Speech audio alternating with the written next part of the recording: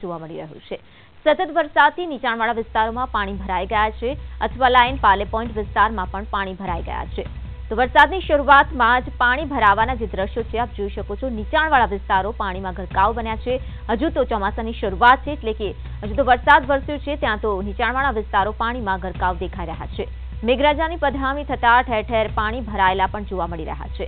એક તરફ લોકો ઠંડી જે મહેસૂસ કરી રહ્યા છે કારણ કે ગરમીમાંથી રાહત મળતા ઠંડક પ્રસરી છે તેને જોતા ખુશ છે, તો બીજી તરફ ક્યાંક ને ક્યાંક હાલાકી પણ ભોગવી રહ્યા છે કારણ કે પાણી ભરાવાને લઈને વાહન વ્યવહારની સાથે લોકોને અવરજવરમાં પણ તકલીફ ઊભી થઈ રહી છે। તો સુરતમાં શુક્રવારથી શરૂ થયેલો વરસાદ આજે સવારે પણ યથાવત રહ્યો છે। ધીમી ધારે વરસી રહેલા વરસાદના કારણે આજના દિવસ દરમિયાન પણ જે માહોલ હતો, જે વાતાવરણ હતો, વરસાદી માહોલનું વાતાવરણ છવાયેલું રહે છે। તો અનેક વિસ્તારોમાં પાણી ભરાઈ ગયા હતા। તો જે પ્રકારે જોઈ શકાય છે કે નીચાણવાળા વિસ્તારો જે પાણી ભરાઈ ગયા છે। તો સ્કૂલમાં જતા બાળકો પણ ખાસ પાણી ભરાવાને લઈને પરેશાની વેઠવી પડી હતી। આપ જોઈ શકો છો કે નીચાણવાળા વિસ્તારો જે છે પાણીમાં ગરકાવ બન્યા છે। શુક્રવારથી ધીમી ધારે વરસાદ યથાવત રહેતા અનેક વિસ્તારોમાં પાણી ભરાયેલા જોવા મળી રહ્યા છે। શુક્રવારે મોડી રાતે જે રીતે મેઘરાજાએ ધમાકેદાર બેટિંગ કરી છે તેને કારણે જે મનપાની જે કામગીરી છે પ્રી મોન્સૂનની તે ઉઘાડી પડી ગઈ છે। હાલ આપ જે દ્રશ્યો જે જોઈ રહ્યા છે તે સુરતના અડાજણ પાટિયા વિસ્તારમાં આવેલા ફેઝલ ટાવરની છે, જ્યાં બેઝમેન્ટમાં આશરે 20 થી 25 જેટલી દુકાનો આવી છે। આ દુકાનોમાં ઘૂંટણિયા સુધીના પાણી ભરાઈ ગયા છે। ખાસ કરીને અહીં ઇલેક્ટ્રોનિક દુકાનો તેમજ ફિઝિયોથેરાપિસ્ટ, કલરની દુકાનોમાં તેમજ ચંપલની દુકાનોમાં પાણી ઘૂસી ગયા છે। તેને કારણે અહીંના જે દુકાનદાર છે તેમને ભારે નુકસાની સહન કરવાનો વારો આવ્યો છે। આ અંગે વારંવાર અહીંના સ્થાનિક લોકોએ મનપા અધિકારીને ફરિયાદ કરી છે, તેમ છતાં અહીં કોઈ પણ અધિકારી હજુ સુધી ફરક્યું નથી। કેમેરામેન રાકેશ રાજપૂત સાથે ચેતન પટેલ, ETV ન્યૂઝ, સુરત।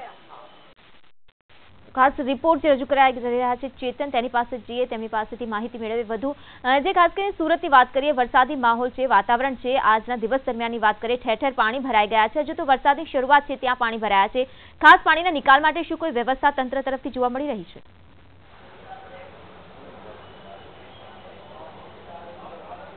જી, ખાસ કરીને વાત કરીએ તો શુક્રવારે મોડી રાતથી જે રીતે વરસાદ શરૂ થયો છે તેને કારણે સુરતમાં વિવિધ વિસ્તારોમાં પાણી ભરાયા છે।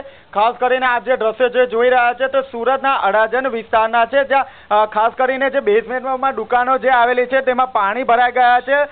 ખાસ કરીને અહીંના જે સ્થાનિક લોકોએ સુરત મહાનગરપાલિકામાં આ અંગે ફરિયાદ પણ કરી હતી। જો કે વરસાદ બંધ થયાને 2 કલાક વીતી ગયા છે, તેમ છતાં મહાનગરપાલિકાના કોઈ પણ અધિકારી સુદ્ધા અહીં ફરક્યા નથી, જેને કારણે જે સ્થાનિક લોકો છે તેમાં ભારે રોષનું વાતાવરણ જોવા મળી રહ્યું છે। અહીંની વાત કરું તો અહીં બેઝમેન્ટમાં 25 થી 30 જેટલી દુકાનો આવેલી છે। આ તમામ દુકાનો પાણીમાં ગરકાવ થઈ ગઈ છે, તેને કારણે લોકોને લાખો રૂપિયાનું નુકસાન સહન કરવાનો વારો આવ્યો છે।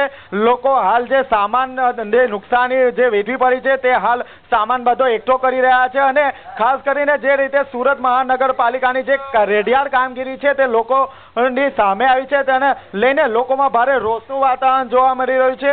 આ ઉપરાંત અહીં જે ફિઝિયોથેરાપિસ્ટની જે દવાખાનું આવ્યું છે તેમાં પણ લાખો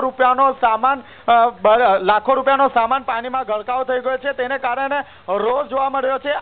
અહીંને જે સ્થાનિક લોકોએ વારંવાર ફરિયાદ કરી છે, પરંતુ મહાનગરપાલિકા દ્વારા ફક્ત ને ફક્ત એક જ વાત કરવામાં આવી છે કે થોડા સમયમાં અહીં આવીને પાણી કાઢવાની કામગીરી હાથ ધરવામાં આવશે।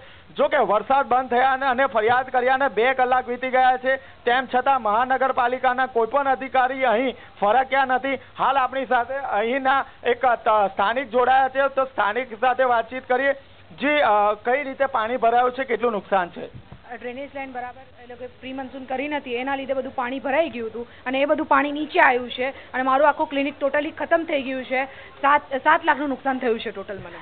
ખાસ કરીને ફરિયાદ કરી છો કોઈ? હા, સવારે 8 વાગ્યાની ફરિયાદ કરી છે। હમણાં ટાઈમ 12:10 થઈ છે, હજી સુધી કોઈ અહીંયા ફરક્યું નથી અને અમે કોલ કરીએ છીએ તો કે હમણાં 5 મિનિટમાં કોલ કરીએ છીએ, 5 મિનિટમાં તમને રિપ્લાય આપીએ છીએ, હમણાં સુધી કોઈ રિપ્લાય નથી અને કોઈ ડ્રેનેજવાળા આવ્યા નથી હજી સુધી। હાલ લોકોમાં જે રીતે રોષનું વાતાવરણ જોવા મળી રહ્યું છે, હાલ આપણી સાથે અહીંના એક સ્થાનિક જોડાયા છે, તેમની સાથે વાતચીત કરીએ।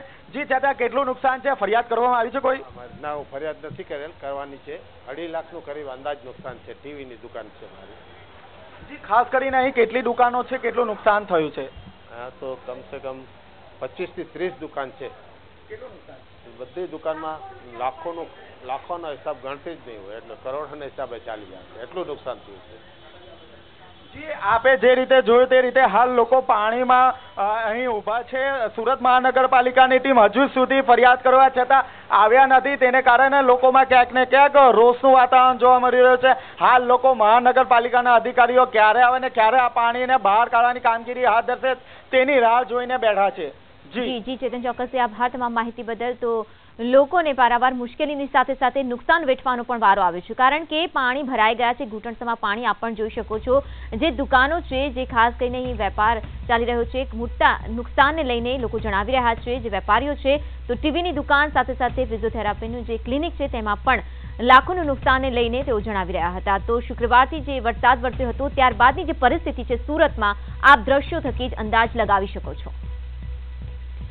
તો વલસાડ જિલ્લામાં સતત બીજા દિવસે તાલુકાઓમાં વરસાદ નોંધાયો છે. ગત મધરાત બાદ કડાકા ભડાકા સાથે ફરી એકવાર મેઘરાજાએ તોફાની બેટિંગ કરી હતી. છેલ્લા 3 દિવસથી જ વાદળછાયા વાતાવરણ વચ્ચે લોકો બફારાનો અનુભવ કરતા હતા, ત્યારે વરસાદ વરસતા લોકોએ રાહતનો શ્વાસ લીધો.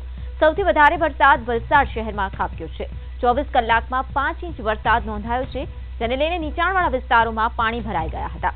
છીપવાડા, નાની તાઈવાડ, મોગરાવાડી, ગરનાળા, ધોબી તળાવ વિસ્તારમાં પાણી ભરાયા હતા. તો પહેલા જ વરસાદમાં પાણી ભરાતા વલસાડ નગરપાલિકાની પ્રી મોન્સૂન કામગીરીની પોલ જતી થઈ છે.